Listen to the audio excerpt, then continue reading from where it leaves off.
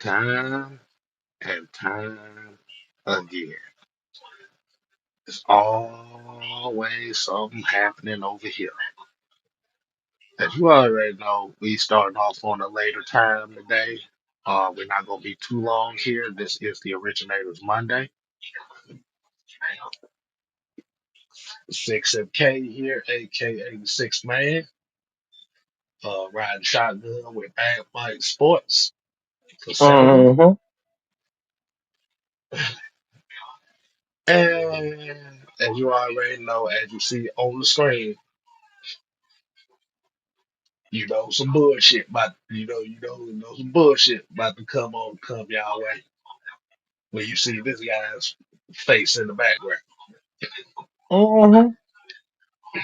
But before we do that, let's go ahead and shout out the people that's already in here, that's in the chat. We got Joseph Thornton, King Treyway, Daily Sports Highlights, Georgia Texas boy, Drake Murphy. Got my girl Sonya in here. And that's gonna conclude what, Mike? The real broke. Well,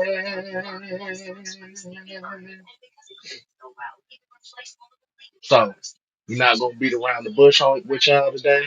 I will say, Tubi just earned some points with me today. They just added my movie, Kid with the Golden Arm. So we good.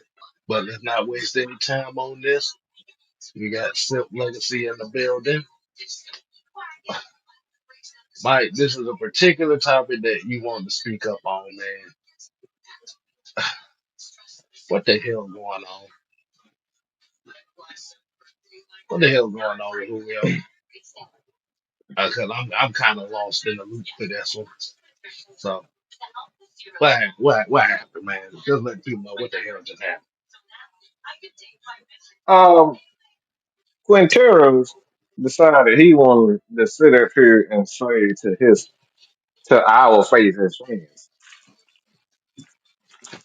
And I got a number of problems, but I'm gonna just start right here. Quinteros decided he wanted to get on the podcast and start spilling his heart. Throw your hands in the air if you guys have heard if you heard what Quintero said. Quinteros Lopez Jones, okay? Let me know if y'all saw what he said. That's number one. Number two, this motherfucker had the unmitigated gall on this damn podcast with he, Roddy, and Harry Douglas to say that he stood up.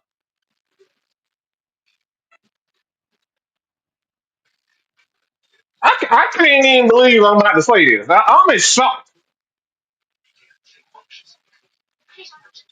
He Let me said tell he you. stood up in front of the team and said, "This ain't no Dan Quinn. This is us." Huh?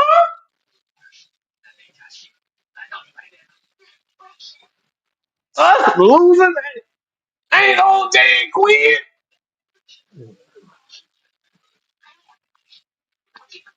Hold on. Do I need to play it? Do I need to play it? I think you might need to play this because, like I said, Okay. because Okay. I'm still kind of confused about this. I Okay. think I think I Okay. think I think we need Hold some on. Stop. Don't say nothing else. I'm about to play it. All right. So this is from the Legacy Locker Room podcast on YouTube. This is a clip from him. Can you The hear whole it? thing was though they was Okay, talking I can about hear it. firing Dan Quinn, and after the game, I had a speech with the team. I'm like, y'all can't. But this is not on this man. I'm seeing the locker room. I see how we are. Like I'm like, this is not on Dan Quinn. This on us. We got to fix this shit, right? But the fans saying this, people saying that. Like I'm in here. This is work. Like this is our livelihood. We sacrifice so much to be successful here. And I'm like, this is not your problem. Dan Quinn is not our problem. Why we losing? So y'all hear it.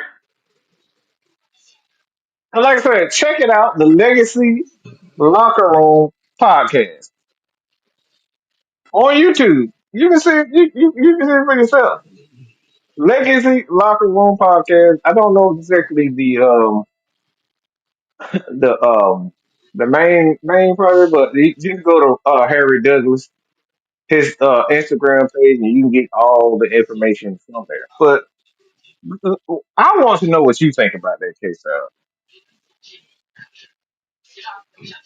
He's saying this, it's not Dan Quinn's fault, it's our fault, and we have to handle our shit. Is that kind of what I've heard? What I kind of heard there. Yes, verbatim. Hmm.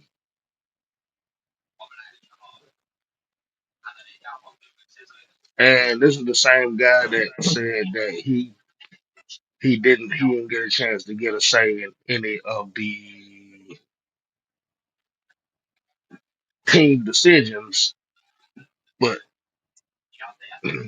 when it came to Dan Quinn, he damn sure got a chance to stand up and take charge of that. That's very interesting to me.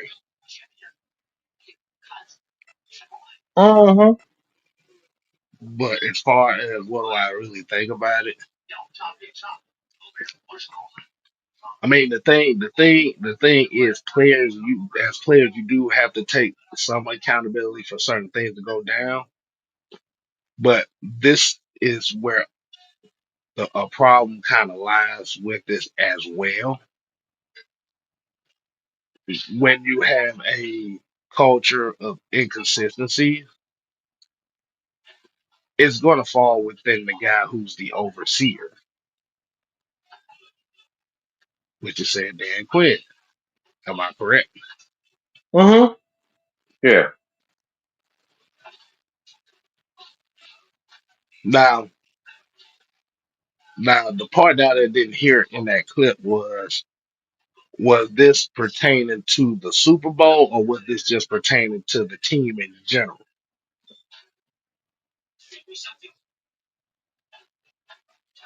Was this after a random I ass don't loss or know. was this after the Super Bowl loss? Does it really matter? It It's just a matters. statement. And, Like you said, the thing is, it matters in the contextual thing because the one thing that you want to be is if you're standing up being the leader like that, it has to be a consistent thing, not when the wheels fucking fall off at the worst time.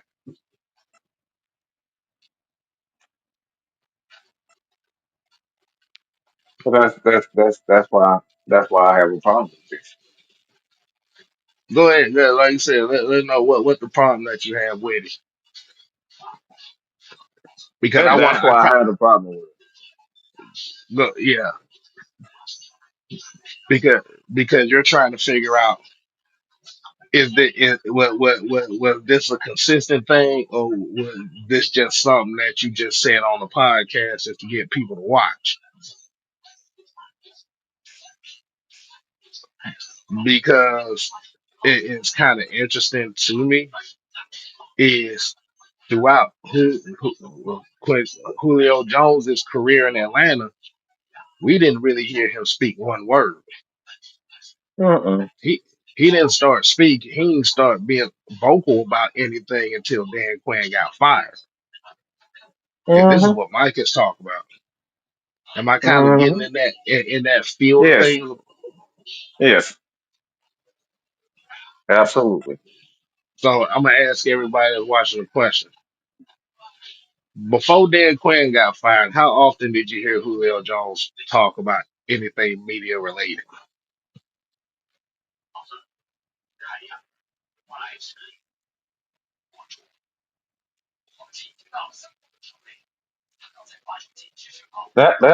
Well, that's a question that's what I want to hear before I get it. I really want to hear what y'all got to say first Yeah.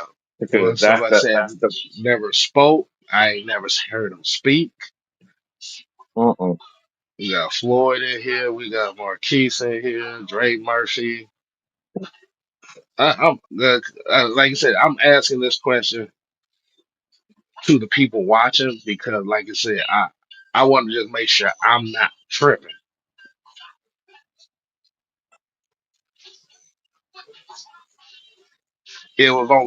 It was only two instances where you kind of heard him speak. It was contracts and Dan Quinn. His contract and Dan Quinn got fired.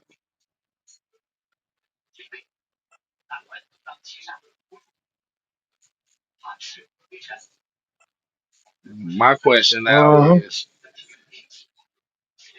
how often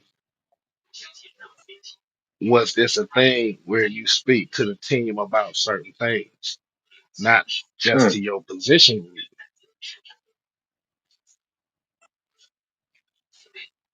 Well, you got a problem.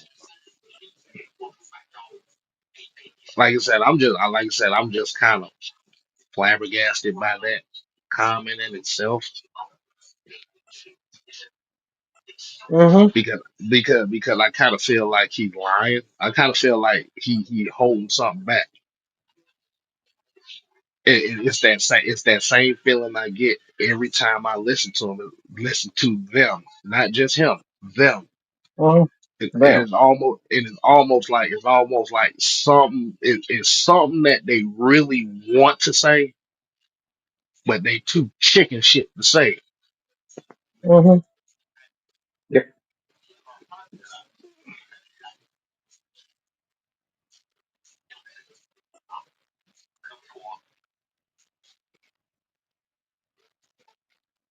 The That's a. problem is we've heard it's Arthur Blank's fault. We've heard it's Arthur Smith's fault. We've heard it's Terry Fontenot's fault. We've heard it's Thomas Dimitrov's fault. They really want to say it's Matt Ryan's fault, but they kind of pussyfooting around on it, being cowards on it. That's why Mm-hmm.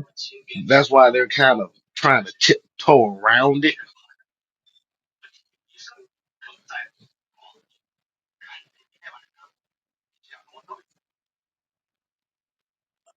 That's how I'm feeling about it. That's what I feel like. I feel like they not really saying what they really want to say. Mm-hmm. Why you say chicken shit, kid? Why I say they too chicken shit to say it because they've been alluding to it this whole time, but they too scared to say it.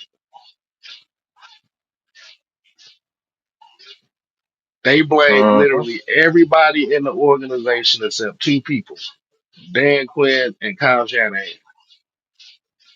I ain't said nothing about Thomas Dimitrov. He ain't brought up Thomas Dimitrov's name not one time.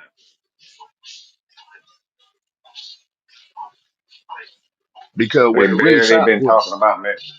what it really sounds like they really wanted to say is all Matt Ryan's fault. Mm-hmm. Yep. It's a and I have a feeling it's like a deep rooted hatred between Matt Ryan and Julio Jones. I don't know why, but there's some animosity right there,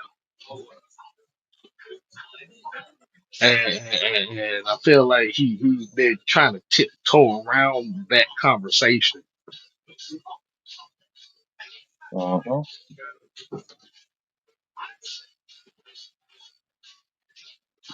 And they revealed that Julio was coddled and babied by the organization. Dan Quinn didn't hold him accountable at all. It's trash. He was the reason he was traded. Finally, we agree on something, like you said. And it kind of begs the question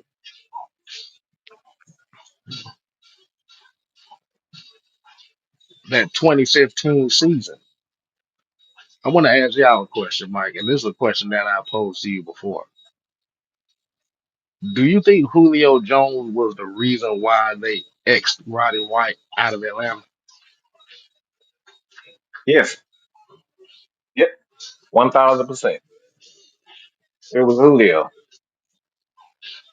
I'm gonna say something that I really don't care. I don't care what nobody got to say because I really feel this in my heart. You know this guy. It was a if you've seen a lot of mafia um documentaries, there was a dude named Dominic Prolophone. He went undercover and he got several guys taken down and just organized crime. I mean, several guys. Hmm. He took down one of Richard Kuklinski. Hmm. He took down Richard Kuklinski, one of the mafia, quote unquote, hitmen, soldiers. So he used to do a lot of dirty work for the mafia. Um, Julio is really giving me a lot of snitch vibes. I think Julio is the fakest human being that the Atlanta Falcons have ever had and a superstar. I think he's the fakest human being ever. Everything points to it. And let me explain. The Super Bowl. Who all got all the blame for that Super Bowl? It's two people that got the blame for most of that Super Bowl. Who would you say, kid? Matt Ryan got 99% of the blame for that Super Bowl.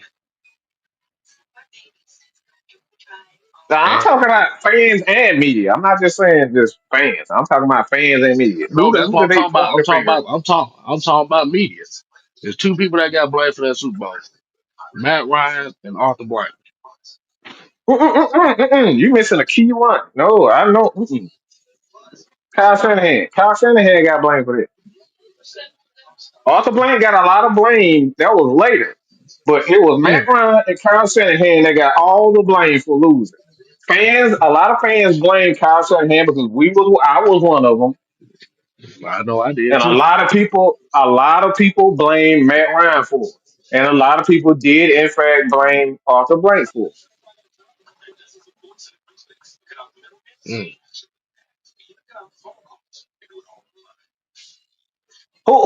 What happened after the Super Bowl? What did Julio Jones do? That contract started to Do become a you recall? big problem. Started becoming a big problem. Yes. And he Mm-hmm. started working out with T.O. after that too. Mm-hmm. There's one vital thing you missing though. And he started hanging out with a lot of the celebrities in town. Mm-hmm. You missing a key thing, kid. One key thing. Hmm. Julio Jones didn't say anything about the Super Bowl. Not a motherfucking word. Oh, that's true too. He didn't say nothing. Mm. He went directly hanging with Tio. He went directly asking for his money, and he did exactly what you just said. But he didn't say anything. He had nothing to say about losing the Super Bowl. Devontae Freeman said, "All right, Kyle Shanahan did this and did this." Matt Ryan said, "Hey, man, he was on the sideline, fucking berserk, losing his fucking mind." Matt Ryan said, "Oh, this on me. We could have did this us as a team." Everybody, damn near Roddy White was on Twitter losing his motherfucking mind. Said I would have jumped outside or something. Everybody had something to say about the Super Bowl, but Quinn Charles, nobody knew what the fuck he was thinking. He didn't say shit. He went straight to asking for money. That same year, what we talking about? Roddy White got kicked out. The same year, he got kicked out off that team. Why is that? You said it earlier, K Style. We were talking about Julio Jones. It was mighty strange that the guy that he loved and adored, when he got cut, did Julio Jones speak on right and right name? Does anybody No, recall? no. Nothing. Not a motherfucking word about his brother, his friend. Oh, y'all should have did. All we heard was they had a team meeting, and Matt Ryan was the leader of the team meeting because they wanted to convince him. They wanted to convince the guys or whatever the case may be that this is look. We got to do this with Ryder. He ain't gonna be here, so we got to blah blah blah. Not a motherfucking word. Every time we have an offensive coordinator fired, guess who's right there saying nothing? He ain't never got nothing to say about anything.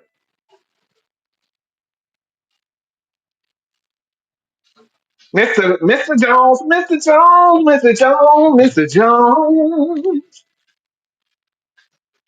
Ain't never got nothing to say about nobody when it's time. Somehow, when we needed an offensive coordinator, what Julio say? Man, I'm just here, man. I'm just here to play football. I'll let them do whatever they want to do. Like clockwork. He said this time and time again. If you don't let me go back and look at his press conference. Hey man, I just work here. Him and Grady Jarrett, the same thing. Man, I just work here, man. I just here to do my job, and that's all. I try to do the best I can. Like clockwork. Say this. But all we got, what happened with Calvin Ridley? I'm gonna just go down the line. What happened with Calvin Ridley? He didn't give a You th- fuck when he. Well, I'm talking about when you drafted him. Go ahead. I think he was cool with it, just for the simple fact that he was an Alabama alum, in my opinion. Okay. But outside of that, it really wasn't much that was said. About nothing. Never really got nothing to say about anything. Man, I'm hooked, man. If I need if Calvin really need me for this and this and this and this, man, I'm gonna be there for him. 'Cause we Bama boys. We gotta stick up for each other. That's what he did right after he said that. What guess what you do you recall what he did after that? Wasn't that the other contract situation? And ding ding ding ding ding ding ding ding ding ding ding ding ding ding ding ding. He won. It was a contract. The first contract situation when he asked for a little bit of a raise Hmm. because he didn't have any guarantee money. Right. And all of this, just look at the behavior of Julio. All of this was doing when he said all he said, "Oh, I'm gonna be there for Calvin Ridley. I ain't got no problem with it. I ain't got no problem with it." But his action said completely different. Me, me, me, me, me. He became Agent Smith.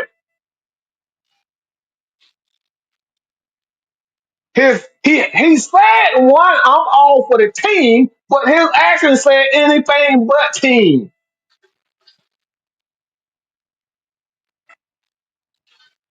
Mm. Uh, He said that, pro- all of this. Go ahead. that probably would explain why the Atlanta Falcons ran the ball 9 times in the second half, being up by 20 plus points. Hmm.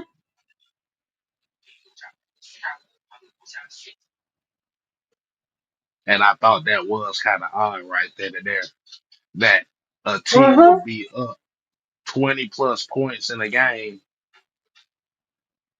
in the second half at that, and you only run the ball 9 times that whole half. Mm. Do you know what his words was on the first podcast? Do you He remember only what he got said? he felt like he should have got target more. He only had 4 targets in the whole game. So what do you think he was insinuating with that? That they should have threw me the ball more. And who is they? Matt Ryan. And Kyle Shanahan. Hmm. Because that's who he talking about. Hmm. When he say they should have threw me the ball, it ain't Dan Quinn. That said they. Mm.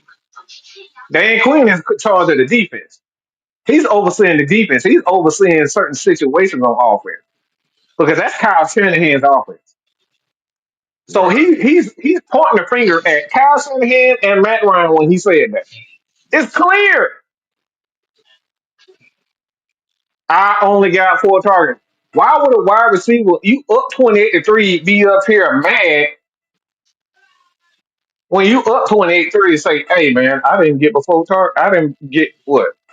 Five, I think he got like 7 targets or something like that during the game. I No, think it he was no. He only got 4 targets. He had 4 receptions for like 90 yards. okay, So pretty much within the 4 targets, he actually had a good game. a good game. So essentially, when he says that, what do you come to the conclusion with? It's like, what do you think he's saying when he said, I only got 4 targets? Even though you had a damn good game, 4 catches, 90 yards, 10 He was yards pretty. away from 100. He was mad that he wasn't showcased more in the biggest game. Mm-hmm. All eyes on me. Mm, mm, mm, mm, mm, mm. Because All eyes because on be, be, me. because the thing is, if you're thinking that when you're in a game like that and you're up by 20, Mm-hmm. you thinking, okay, let's just finish this game. But Mm-hmm. if his mindset was deep down inside was he was upset that he wasn't getting any more targets, and then you have to remember at that stage of point, you already know what Bill Belichick's mindset is when it Yes. comes to is I'm gonna take away your best option, and I'm Mm-hmm. gonna force you to use everybody else. Julio Jones Yep. got bracketed that whole Super Bowl. So guess what Mm-hmm. happened? While you sitting over here getting bracketed, you got Austin Hoop over here eating. You got Taylor Gabriel over here eating. You got Freeman eating in the pass game. You got Coleman eating in the pass game. So from a whole team aspect of it, the offense, outside of the 5 sacks that they gave up, the offense was moving the ball, which is weird because the offense only ran 48 plays that Super Bowl. 48 Mm-hmm. to the New It England was on the Patriots 40. 96. So I want y'all to think Yep. about that for a second. Out Mm-hmm. of the 48 plays, 28 of them were pass plays, 20 run plays, Mm-hmm. 13 in the, no, 11 in the first half, 9 in the second half. Offense scored 21 points in 48 plays, which is a damn good ratio in itself. Yes. Mm-hmm. But Dan Quinn, whose speciality is the defensive side of the football, never got better. Mm-hmm. So for him to kind of say that we can't blame Dan Quinn for anything, yes you can, because Dan Quinn's specialty was defense at a point in time where they was Mm-hmm. looking for somebody to shore up that side to be a complete team. Because Complete team. even in 2016, that defense was still bad. That defense still Mm-hmm. sucked. But you had Yes. such a high scoring offense that it covered that up.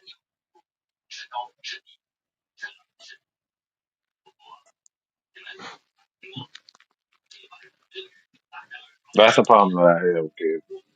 Because this is why I said earlier that it didn't matter why he was saying because let's just say it was an individual game after a loss. You got your ass destroyed.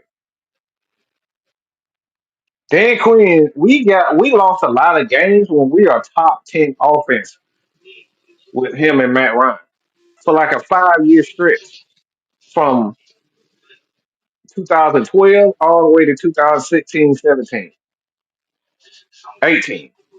That's about a 6 year stretch of a top 10 offense.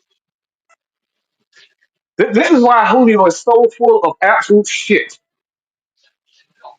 Mm. How many times during that stretch did we have a top 10 defense? You said between 2012 and 2018, Yes, yes. a top 10 defense. The closest thing to a top 10 defense I think we had was in 2018, Mm, yeah, we can say that. 2017. It was one of those 2 years. The But year down Terry Poe, the year down Terry Poe first came in. mhm. And what happened? What happened? What happened when Terry Cole came in? It was a guy that we hired, and I'm gonna bring it home for y'all because I'm not fooled by any of this. I'm gonna bring it home to you. It was one key guy they brought in to help build that defense. You remember who it was, Kid? Scott Pioli. Not a player. Scott Piola.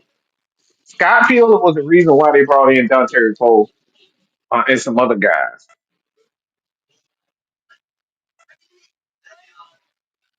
You know what Mm. happened to Scott Pioli?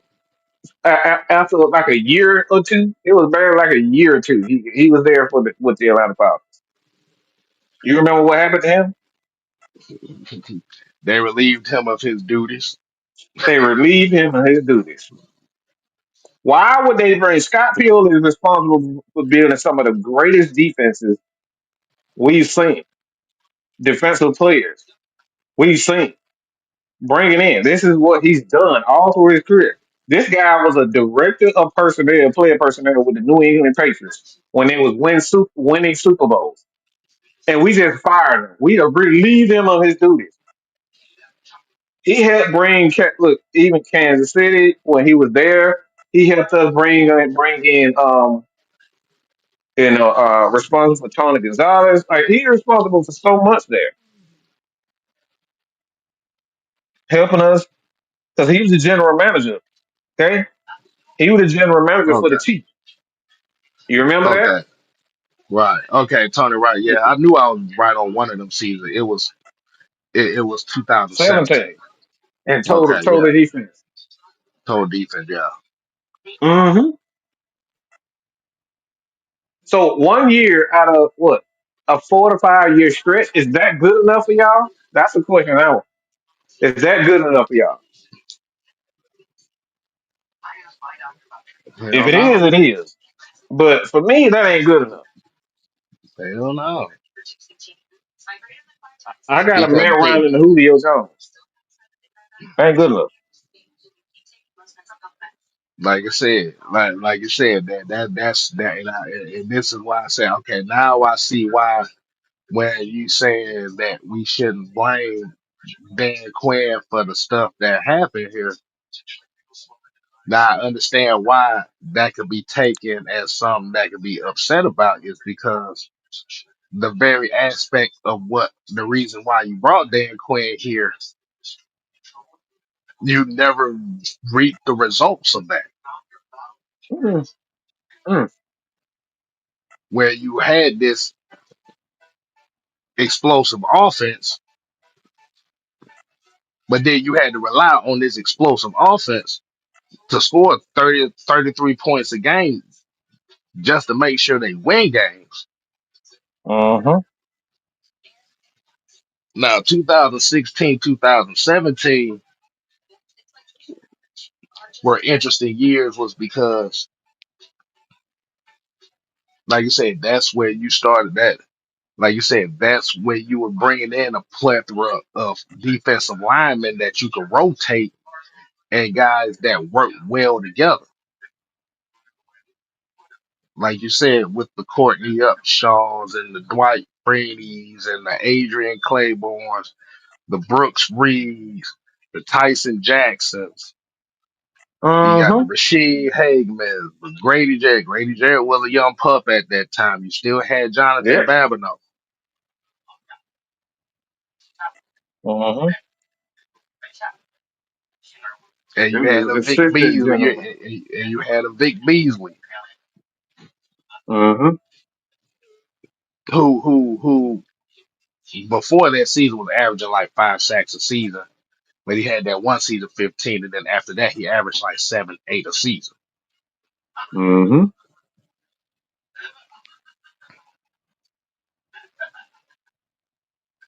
So we already know what the issue is, and I think the reason why Dan Quinn is held in such a high regard from him, in my opinion, is because let's just be honest with you, Dan Quinn let him do whatever the fuck he wanted to. Mm-hmm. That's it. Why do you think that as soon as Arthur Smith got hired, he was out as Yeah. per He didn't want nothing Shannon to do with Sharp? it. Mm-hmm. He wasn't mad when Kyle Shanahan left. Like Kyle Shanahan helped them get to a Super Bowl and have one of the greatest offenses we've ever seen assemble. They broke a lot of records that year. But he wasn't upset with Kyle Shanahan leaving.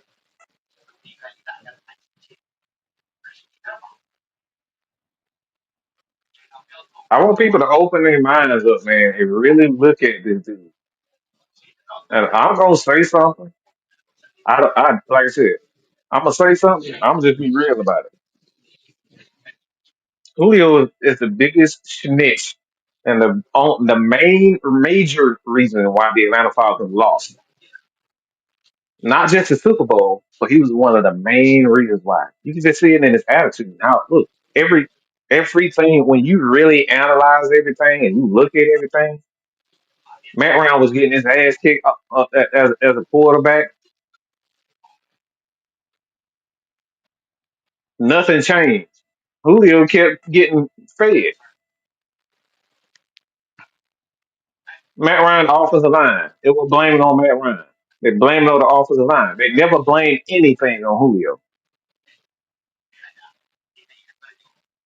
I probably remember a handful of times he saying, "Nah, this ain't no Matt." Maybe a handful of times.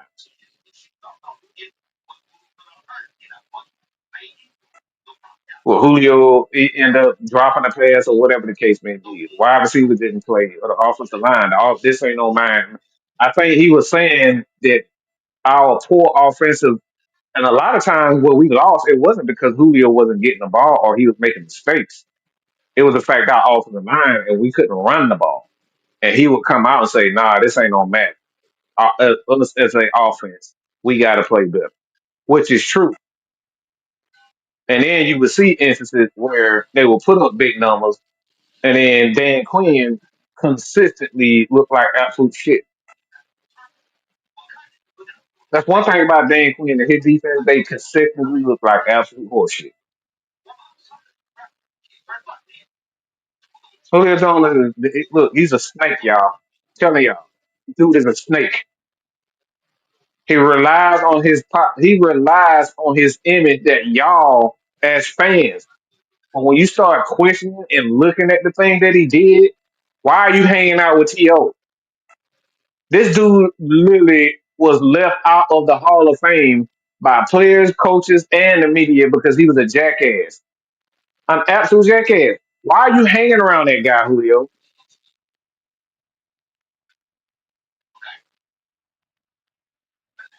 Why are you not taking up for Kyle Shanahan, who helped? You damn near broke a record under Kyle Shanahan as the most receiving yards and receive receptions in a season.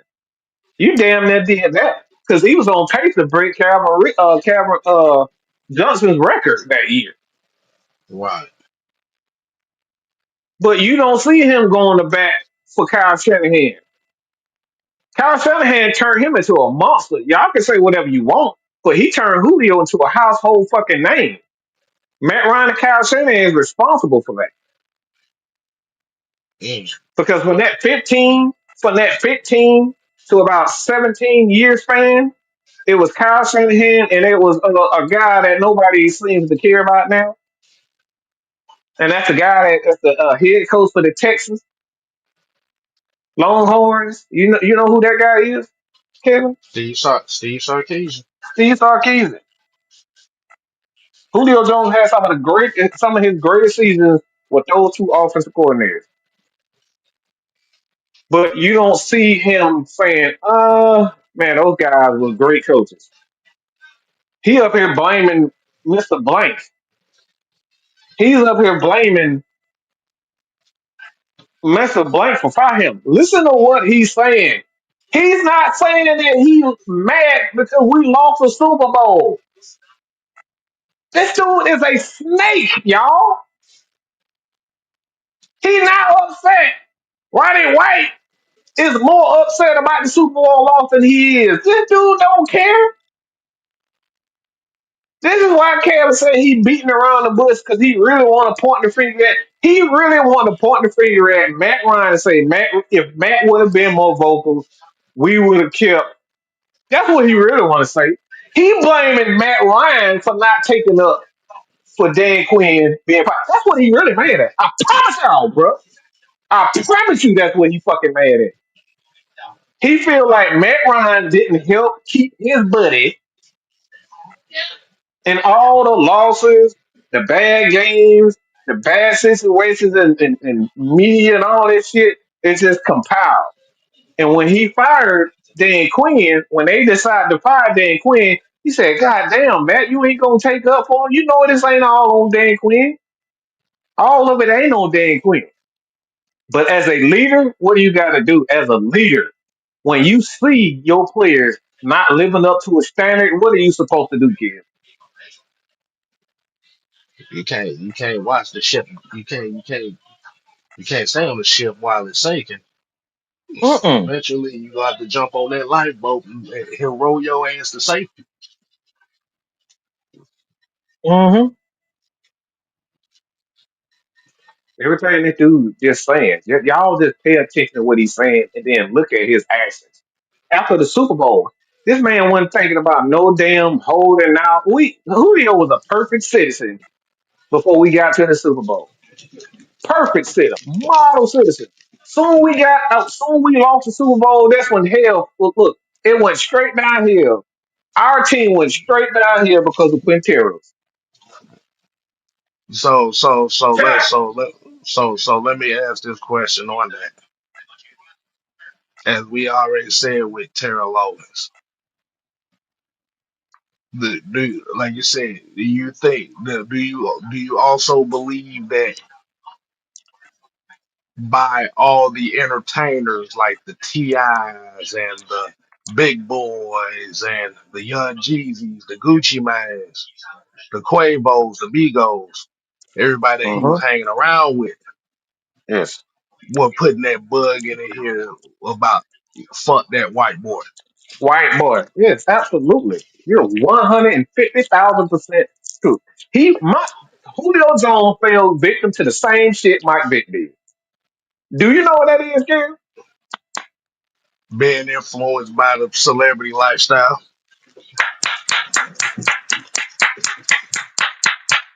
There we go. Julio fell victim to the Mike Vick syndrome. That's it. Being victimized by the celebrities and the celebrity influence. He started believing his own hype. because remember once Mike Vick started hanging around the celebrities, his damn production went downhill. Mm-hmm.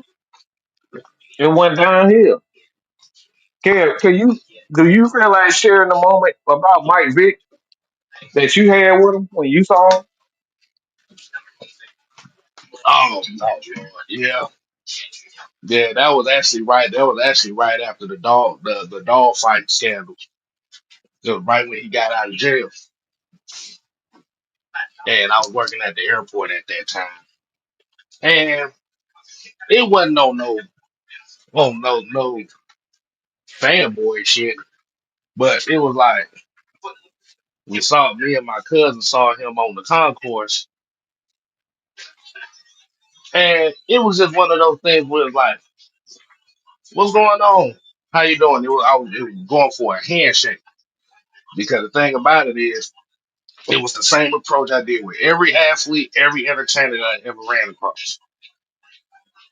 Whether I was talking with the KO Spikes, whether I was talking with AJ Hawk, whether I was talking with Matt Ryan, Drew Brees, Young Jeezy, Good Charlotte, all these folks, the WM, the Atlanta Dream. He told me and my cousin, "Fuck you," and walked off. Mm. Stared a fucking hole through him. He told me and my Like cousin, they "Fuck you," and walked off. and walked off.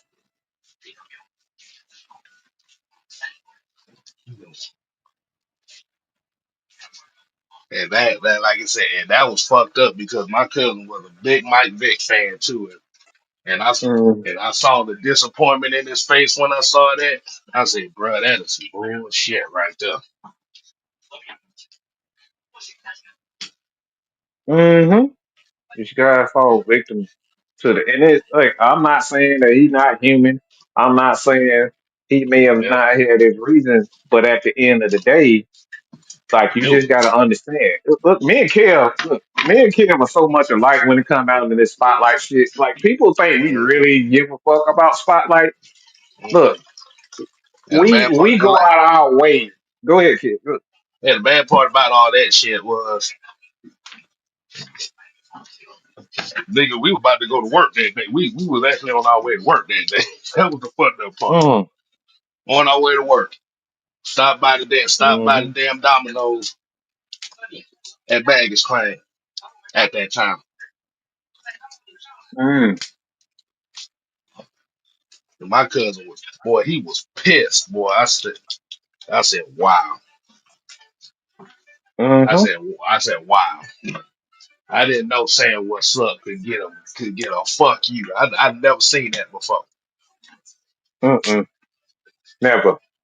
All you had to do is just say hi. You need, look, hey man, a fist bump, and that's it. And Hmm. be on your merry way. You didn't have to look through people like that. It's people like that really love it. They really love this dude. And for them for him to pull that's what we're talking about. A lot of stuff is karma when it comes down to it. When people love you the way they, and you go out of your way to shit on them, it's bad. It's terrible. I've been out with Julio Jones, and Julio just looked like he don't want nothing to do with nobody. Yeah. Was it his look? That's his prerogative. But at the end of the day, you gotta still understand you Julio Jones. People look up to you. They admire you. They want to be you inspiration to a lot of guys, a lot of players, a lot of That young was kids that grew up to be NFL players. And for him to do that, that was the first athlete celebrity that ever did that to me at that airport. And I ran into a ever. lot of them. I ran into a lot of them, and I had a conversation with all of them, even if it was brief or something. Mm-hmm. He was the first one that ever did that shit to me. I looked at it like I just laughed at it like, why am I not surprised? But my cousin was devastated. I was like, Mm-hmm. why am I not surprised? And which was crazy as hell because just the day before,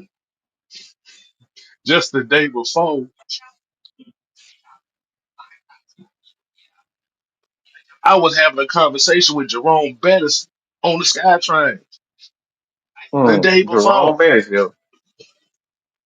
And he stayed well, I think he does stay in Atlanta. Mm-hmm. Cause his son, I think He his son stayed with the Woodward Academy. I think his son with the mm-hmm. Woodward Academy. I think. Hmm. And these guys are like I said, the most kindest people you ever meet. I think we missed that, but we was invited to a spot with Hmm. Terrence, and Jerome Bettis was supposed to be there. We Right. missed it, but like I said, these guys are just. When I tell you, not all the athletes are like this. It's just a select few. They think they bigger than life and larger than life, and you just got to look at their actions. They actions tell you who they really are. Now, I believe Mike Vick is a changed man. I Yep. do believe in my heart that he is. He is. But unfortunately, he had to go through that because he was a jackass. He started feeling himself. He thought he was larger than life, that he didn't have to respect people because he's Mike Vick. That's what that celebrity do. And I feel like Julio Jones, this is just who he is because Julio had plenty of time to say, all right, I'm over all of this. In 2025, halfway through the damn year, and this dude's still holding the grudge against Arthur Blank and this organization. He's still doing it. If that ain't who he is, Julio is who he is. And y'all gotta wake up. The greatest receiver we done ever had in this franchise, without a doubt. But Julio is a selfish piece of crap. I don't care if I ever see him again. I don't care if he look if that motherfucker wanted to come on my podcast, he better look. Care better host him because I'm look. I'll tell him to his motherfucking face. You a selfish son of a bitch for a guy that did look. This man gave you $60 million. If Kev gave me $60 million, I'm gonna be on that man left butt cheek. Okay, I'm gonna be hanging out that motherfucker like an infant holding his daddy's back pocket. I'm gonna be all over Kev ass. If that motherfucker gave me $60 million, what did Julio do? Got the $60 million, said, fuck you, fuck you, fuck you, fuck you, fuck you, fuck you, fuck you. I'm gone, bitch. I'm in, bitch. That motherfucker paid the Dave Chappelle on the whole organization. I'm in, bitch. Bye. Fuck you, fuck you, fuck you, fuck you, fuck you. That's what the fuck he did to the whole goddamn organization and the fan base. And still haven't gave y'all a proper apology. I'm a Falcon for life. That motherfucker got that shit and got the hell on. But we do not want to accept the fact that this is who he is. Now he has the right to be whoever he is, but don't sit up here and try to tell me that this is all Kyle Shanahan's fault. This is all Matt Ryan's fault. This is all Arthur Blank fault, but it's not. It's not Dan Quinn's fault. Are you fucking kidding me? You losing games ain't on the head coach? Are you serious? You want me as a fan and a student of the game to say, nope, us losing games ain't on Dan Quinn. This is on us. Nigga, please.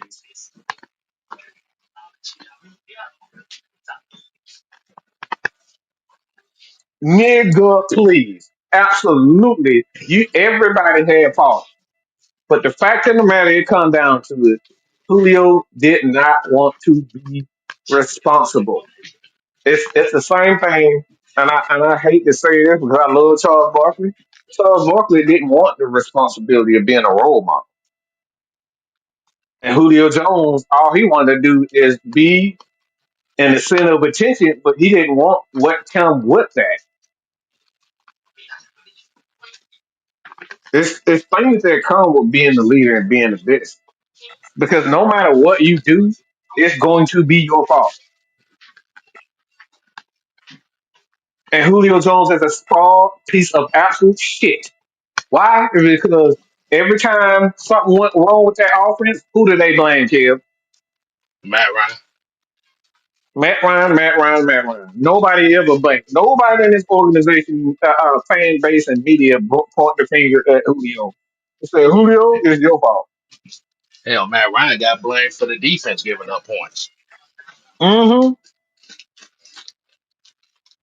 Nobody. Julio, Matt Ryan got blamed for the kickers missing kicks. the kicker was missing kicks. Man, if he wasn't there, if we would have just scored that touchdown, and huh? The kicker missed the field goal to win the game. What do you mean this is Matt Ryan's fault? Are you serious?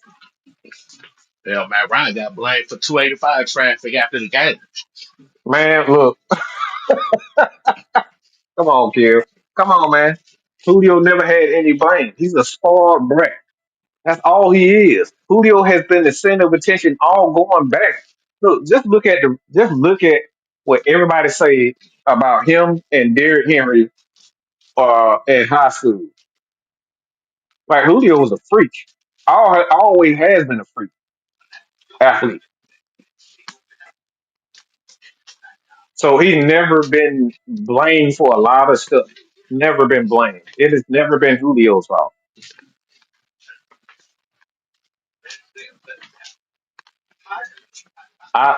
I just say I'm not trying to change people's mind. All I'm saying is to look at everything in its entirety. I just find it funny that you never spoke up for your brother, Roddy White, when Roddy White got cut. You still ain't upset about, man, why do you do Roddy like that, man? That was my brother. That was my brother.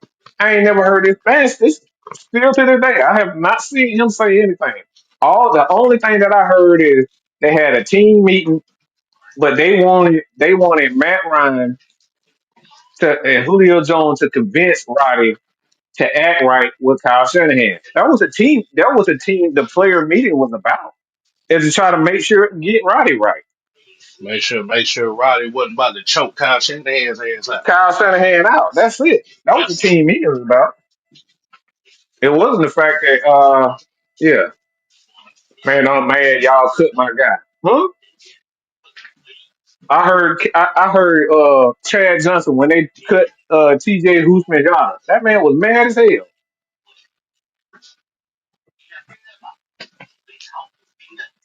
I heard Tom Brady when they let go a lot of his receivers.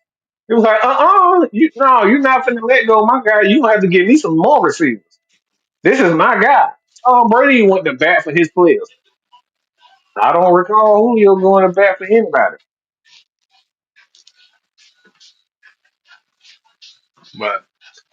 but we're gonna So continue this that's all conversation. I got. That's all I got. We're gonna We gonna continue this continue for this. sure. Yeah. At the end of the day, like I said once again, and I know some of these folks sitting here watching us right now. It is gonna be a rebuttal line about why are we Mm-hmm. tripping about this. So it's gonna be coming here in the next hour and a half, or it might be coming tomorrow, and I'm expecting it. Mm-hmm. So if I, y'all I see a said, if y'all see a line let me talking know. about this and being in their feelings, trying to rebut about what we say around here, just know that we already know it's coming. Mm-hmm. But Yep. but like you said, that is a very interesting standpoint that you have to make.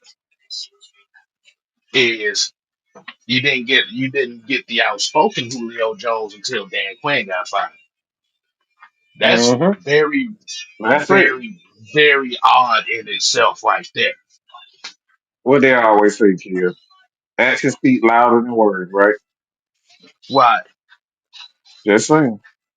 That's hmm it. That's all I got to say. Actions speak louder than words. All you got to do is follow the action. The action will tell you everything. So, so man, we about to get up on out of here. I'm finished. Like I said, I'm finished watching this kid with the golden arm. I just Mm-hmm. got to the part where he just twisted a motherfucker's sword in his stomach. So, yeah, this about to be good. Like you said, man, appreciate y'all Mm-hmm. tuning in. Hey, man, so they always say, man, we ain't here to play. Oh no. We here to still. Oh yeah, nigga. You ain't gotta go home. But you got to get the hell out of here. Oh yeah. Deuces.